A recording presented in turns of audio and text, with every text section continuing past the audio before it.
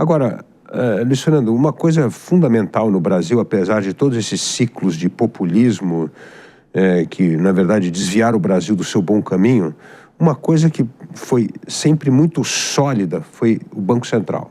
E você trabalhou no Banco Central, você foi diretor do Banco Central num momento importante. E mesmo nesse governo, no começo, nós tivemos um ataque à independência do Banco Central, que, graças a Deus, não prosperou.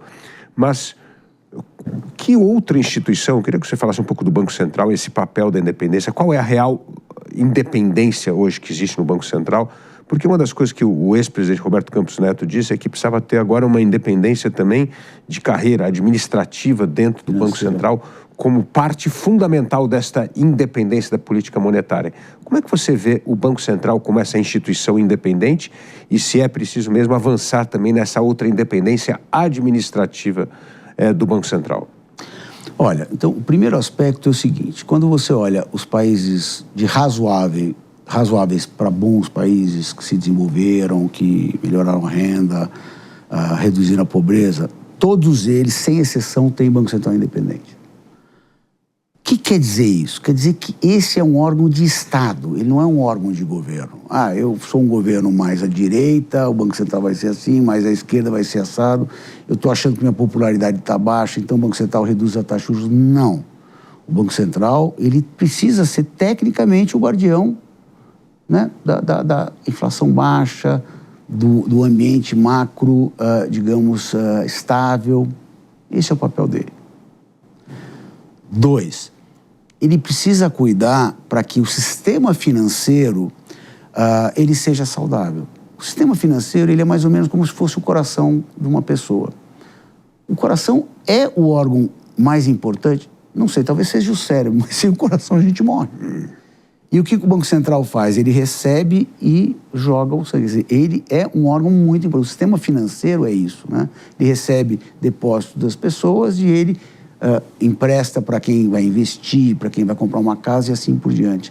Então, é muito importante esse outro aspecto, que é uma coisa completamente técnica e, aliás, põe técnico nisso, né? Entender o risco do sistema, se uma instituição está bem, não está bem, se ela pode colocar o sistema em risco e se o sistema financeiro quebra toda a economia. Então, no final das contas, quando a gente está falando dessa independência de decisões, não tem nada mais importante.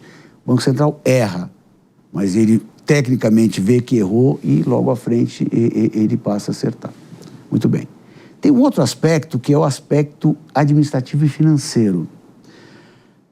O que o governo pode fazer, ele pode, apertar tanto o orçamento do Banco Central, que é um tipo de pressão ao que o Banco Central está fazendo, né? Hoje, o Banco Central brasileiro tem, hoje não, nos últimos anos, ele tem perdido muita gente muito boa e não tem conseguido repor, porque a remuneração é muito baixa. E o orçamento é apertado demais. Então, o que o Banco Central precisaria ter era também uma autonomia, uma independência financeira, para que ele consiga cumprir o mandato dele. Depois vamos cobrar o mandato, né? Que até já é cobrado, mas você precisa dar as condições. Como o governo tem, solta o orçamento, prende o orçamento, solta o orçamento, e o orçamento do Banco Central, ele não está no olho de ninguém, é o órgão que mais tem, vamos dizer, uma tendência a estar apertado. E em geral, eu tive lá vários anos, né?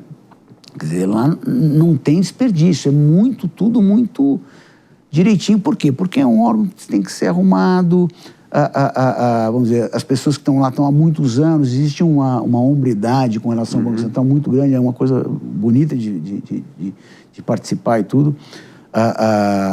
Mas sem isso, aconteceu um caso, se não me engano, foi a Polônia, só há vários anos atrás, né? Então, está lá, o Banco Central era independente, mas não independente financeiramente, né? E daí entrou um presidente mais populista, novo, falou, o Banco Central, você reduz a taxa de juros. O Banco Central falou, não dá, desculpe, presidente, não é aqui a situação, etc., a inflação e tal. Não, vai reduzir. Não, presidente, desculpe, nós somos independentes, não vamos reduzir. Daí o governo foi lá e reduziu o salário deles para 1/3 do que era. Quer dizer, Fica difícil.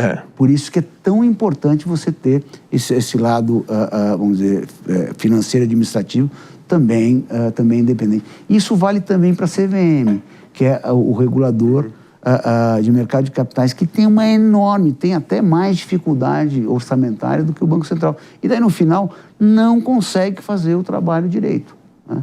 De novo, a gente tem que olhar o que é de governo e o que é de Estado. Esses dois órgãos, eles são de Estado, então eles têm que ter condições de fazer o trabalho dele. Porque o trabalho deles é o trabalho, não importa o governo, para toda a população, né? Uhum. E como você vê a atuação do Banco Central agora, com a mudança com o novo presidente Galípolo? O Banco Central continua zelando por essa independência e está aguentando bem a pressão do governo? Então, no ano passado, foi um horror, né, o que o governo fez em termos de pressão ao Roberto Campos e tudo.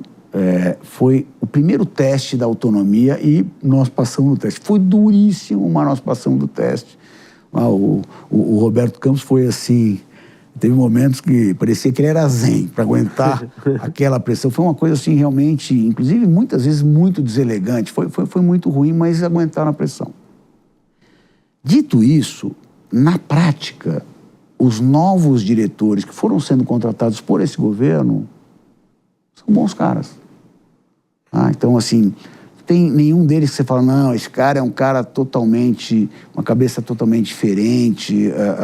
Não. Os caras que estão lá, os novos diretores, que já não são tão novos, né? O próprio Galípolo, ele se tornou presidente depois de 1 ano e pouco como diretor, então ele aprendeu. A gente brinca que não tem como você ir para lá e não tomar um enorme banho de loja, sabe assim?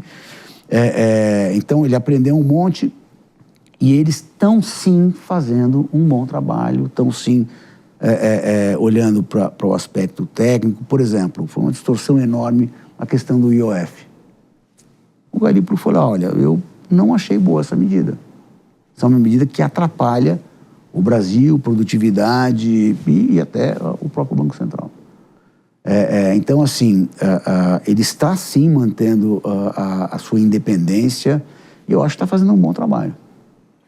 Luciano, um ponto só para entender o papel do Banco Central exatamente, foi com o Banco Master, com a história da utilização do fundo garantidor. Puxa vida, 60% do fundo garantidor já estava sendo usado como uma instituição. Não deu um sinal amarelo antes para que houvesse algum tipo de intervenção no banco, para que não deixasse chegar ao ponto que está hoje? Olha, questões desse tipo, elas são muito sigilosas, estão muito dentro do Banco Central, né? Porque quando todo banco, ele depende muito da imagem dele, né? Se as pessoas têm receio do banco, elas sacam o dinheiro e vão colocar em outro banco. Então, é uma coisa muito, muito sensível. Então, é muito difícil, estando de fora, saber exatamente como foi, o que está sendo feito, etc.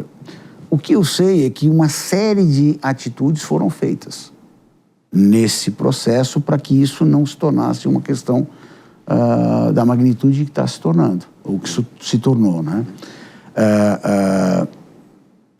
Como o patrimônio do banco era positivo, ele tinha liquidez, fala, não, deveria ter intervido. Como é que você intervém numa instituição que você olha o balanço é positivo, está dentro das normas de Basileia, etc., e tem liquidez? Não é uma decisão fácil. Agora, por conta desse processo, agora ficou uma situação muito complicada, porque agora se tornou um negócio público, eles estão com dificuldade, alguma dificuldade, eu não sei a extensão, mas alguma dificuldade já em enrolar a dívida. Então, vai ter que ser dada uma solução no curto prazo. Lá atrás, o Banco Central, eu participei, tenho um orgulho enorme de ter participado disso, nós fizemos uma mudança enorme no sistema de pagamentos, né? Essa mudança, ela basicamente tirou o Banco Central da linha de frente quando alguém quebra. Quando um banco quebrava, ele quebrava em cima do Banco Central. No final, virava dívida pública, a gente ia ter que pagar depois. Nós fizemos uma mudança no sistema de pagamentos, no qual o sistema passa a ele se autoproteger. Então, se alguém quebra, não quebra em cima do Banco Central. Ele quebra em cima de alguma proteção que o sistema tenha. Portanto, aquela instituição sai e o sistema fica preservado. É o caso do FGC, né? O FGC, o que ele é? Ele é um formato no qual, se alguma instituição quebrar, os cotistas, os investidores naqueles títulos, né, os CDBs, etc., eles até um certo valor eles estão protegidos. Isso, no final, acaba ajudando a proteger o sistema, né? Então, vários mecanismos, as clearings que foram criadas, vários mecanismos resolveram. E daí, nós tivemos de lá para cá, isso foi em 2002 que o SPB ficou pronto. De lá para cá, vários bancos quebraram e nunca mais quebraram em cima do Banco Central. Ou em cima da gente, cidadão, né, no final. E é a mesma situação agora do Master. A gente está falando de uma coisa que parece difícil, mas nós não vamos ter que pagar essa conta.